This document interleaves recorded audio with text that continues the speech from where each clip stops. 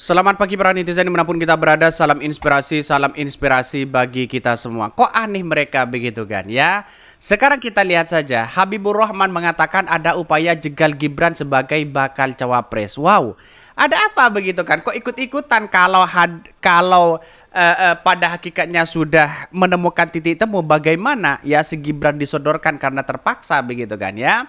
Melakukan konstitusi ya, kebohongan yang sangat luar biasa, dan inilah pada saatnya dia mengatakan penjegalan dan luar biasa. Kenapa dulu Anies Baswedan ketika melihat diperiksa oleh KPK, diperiksa dengan yang lain begitu kan ya, ketika mengatakan ada penjegalan ya ditertawakan mereka begitu, dan pada hari ini terbukti mereka begitu kan ya, ketika dia berurusan dengan MK begitu kan ya, berurusan dengan masyarakat Indonesia, katanya ya si Gibran katanya mau dijegal begitu. Gimana logikanya begitu kan ya? Alibi-alibi yang sangat luar biasa kalau menurut saya pribadi di situ begitu. Dan pada akhirnya coba bayangkan ya, calon capres cawapres yang tenang-tenang saja yaitu adalah Anies Baswedan dengan Caimin di situ begitu.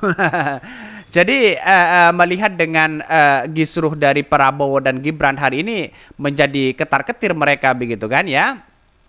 Ada sesuatu yang kemudian melihat bahwa wah ini ada apa kok seperti ini begitu. Pada ujung-ujungnya begitu kan si Gibran gagal menjadi cawapres, kan begitu logikanya begitu ya. Bukan demikian, tapi cara menjadikan Gibran wakil presiden terlalu norak katanya ya. Kalau dianggap ada penjegalan ya undang-undang menjegal, kenapa ada saja politisasi yang terlihat kurang waras ya. Bahkan tak ada yang menjegal namun karena gak orang pantas ya, anak tak tahu apa-apa mau ikut ngurus negara katanya ya. Mungkin maksudnya menjegal undang-undang dan aturan yang berlaku supaya si doi lolos. Ini komentar-komentar netizen loh begitu kan ya. Lagi orang kaya ya gitu jadi wapres. Nanti kalau ada acara internasional gimana? Bapaknya entar termehek-mehek katanya ya. Ada upaya pemaksaan terah Jokowi menjadi baca pres, dan ucapan Jokowi ya tuh cawe-cawe terindikasi oleh gerakan Wamindes menggerakkan jalannya ya memenangkan Prabowo Gibran di situ begitu. Kita lihat saja mereka bagaimana si Gibran yang kemudian sekarang itu kok tidak begitu tampil di media sosial begitu kan ya. Dan apakah ini akan ada pemberhentian terhadap Gibran? Apakah ini putusan dianulir begitu kan ya? Kita lihat saja. Memang kalau memang benar ya Jimli Asidiki memberikan kode etik itu adalah hanya pelanggaran ringan atau pelanggaran pemberhentian, itu bisa saja nanti tergantung keberanian mereka begitu kan ya. Bahkan melihat laporan-laporan yang ada 21 laporan katanya begitu. Gimana ini begitu kan ya? Ini mau diteruskan apa tidak begitu? Pamannya aja langgar etika, kok penyebab utama karena ulah si paman. Malah bahas yang penting katanya ya. Ya tinggal diganti saja kan masih banyak stoknya yang antri, gitu aja kok repot katanya ya. Bukan penjegalan caranya ya, tidak ilegal, permohonan tidak adanya signatur dan tidak boleh ya, tapi sang paman ACC aja di situ. Ini banyak sekali pro dan kontra, tapi saya melihat bahwa apa yang terjadi selama ini begitu kan, ada pemaksaan-pemaksaan yang seharusnya tidak boleh itu dipaksa begitu kan ya.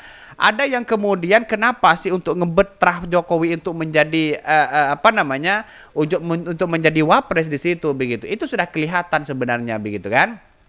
Bahkan lihat saja PDP dikhianati begitu kan. Kan begitu logikanya begitu. Artinya mau dibawa kemana kalau dia memimpin atau menjadi cawapres, toh pada hakikatnya kemenangan itu masyarakat kan tidak bahagia begitu kan ya. Ini yang paling penting adalah bagaimana ya pemilu ini candaria santai begitu kan ya, tidak saling menyalahkan satu sama lain, kan begitu logikanya begitu. Kalau toh pada akhirnya memainkan hal itu kacau mereka begitu ya. Kenapa tidak sabar sih si Gibran ya, 5 tahun lagi kan sudah cukup untuk menjadi cawapres begitu kan ya. Bahkan Habibur Rahman mengatakan ada upaya jegal Gibran sebagai cawapres ya. Bahkan Wakil Ketua Umum ya, Waketum Partai Gerindra Habibur Rahman sedang mencium adanya upaya menjegal Gibran Rakabuming Raka maju sebagai bakal cawapres dari Prabowo Subianto. Upaya itu dilakukan dengan mengupayakan pembatalan putusan Mahkamah Konstitusi terkait uji undang-undang materi pemilu soal batas usia capres dan cawapres. Menurut Habibur Rahman, upaya penjegalan itu dilakukan dengan sebagai cara dan melibatkan sebagai elemen masyarakat. Habibur Rahman tak melakukan ya elaborasi yang mendalam terkait siapa pihak-pihak tertentu yang melakukan berbagai cara dan melibatkan elemen masyarakat tersebut. Bahkan lalu seperti apa pihak-pihak yang diduga melakukan penjegalan itu menurut Habibur Rahman? Ya, kita lihat saja. Siapa sih sosok yang kemudian menjegal si Gibran untuk tidak menjadi cawapres begitu kan ya? Apakah seperti ini? Karena memang ini bertentangan dengan konstitusi kita begitu kan ya. Dan bahkan di satu sisi mengatakan ya putusan dari gugatan dari Almas katanya sudah tidak ditandatangani begitu. Ada apa begitu kan? Apakah ini tidak sah atau apa begitu kan? Apakah ini adalah pembatalan besar begitu? Kita tunggu saja bagaimana keberanian Jimmy Asidiki ini begitu kan ya. Tergantung mereka begitu sebenarnya ya. Jadi pada intinya kalau hanya kode etik ya pemberhentian oke, itu menjadi ranahnya mereka begitu kan. Tapi pada hakikatnya pencopotan-pencopotan itu tidak semudah itu begitu kan. Di balik layar mereka ya si Anwar Usman itu kuat sekali begitu kan ya. Ya kita tunggu saja bagaimana MK ini begitu ya. Bahkan Habibur Rahman tak melakukan elaborasi ya lalu seperti apa pihak-pihak yang melakukan penjegalan terhadap penjegalan terhadap Gibran. Ya, masyarakat kan bisa mengetahui secara terbuka siapa pihak-pihak yang mau main jegal menjegal ini. Habibur Rahman menyinggung pihak itu diidentifikasi dalil latar belakang status dan kepentingan politik yang berseberangan begitu kan ya dengan Gibran. Kami bisa melihat latar belakang politiknya, status politiknya, dan kepentingan politiknya. Kalau politisi begitu kan ya, memang baru berteriak kalau merasa kakinya terinjak. Padahal selama ini toh dia lihat ada masalah juga diam saja karena tidak merasa kakinya terinjak. Meski begitu, Habibur Rahman menilai masyarakat ya telah cerdas dan tak akan mudah ya peralat kepentingan politik tertentu. Menurutnya, dugaan upaya penjegalan itu tak akan mempengaruhi proses tahapan pemilu saat ini.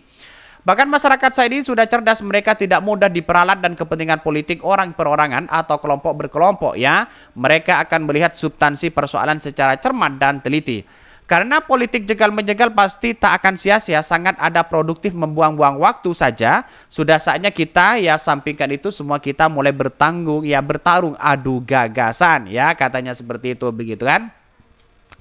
Jadi siapa sih yang mau menjegal si Gibran begitu? Sebenarnya kan kalau bertentangan dengan konstitusi kita, saya rasa kan tidak perlu seperti itu begitu kan ya. Anies Baswedan dulu ketika dipanggil MK ya dipanggil KPK begitu kan. Banyak orang yang mengatakan bahwa ya Anies Baswedan dijegal sana sini begitu kan. Ketika melakukan itu ditertawakan.